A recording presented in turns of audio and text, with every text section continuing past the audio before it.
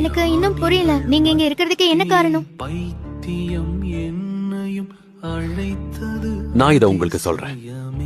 ஏன்னா நீங்க பிள்ளைகளா இருந்தாலும் பெரியவங்க உங்க வாழ்க்கையில நீண்ட காலம் உங்க கூட வாழ்ந்தாலும் பல நேரங்கள்ல பெரியவங்களுக்கு குழந்தைங்க கிட்ட இருக்கிற விசுவாசம் தேவைப்படுது. இந்த விசுவாசத்தை நீங்க கெட்டியா பிடிச்சிட்டீங்கன்னா என்னைக்காவது ஒரு நாள் நான் உங்களுக்கு சொல்றதை நீங்க புரிஞ்சுக்குவீங்க. ஆனா நீ ஒரு முக்கியமான கேள்வியை கேட்டிருக்காங்க. நான் இங்க இருக்கிறதுக்கான காரணம் என்ன?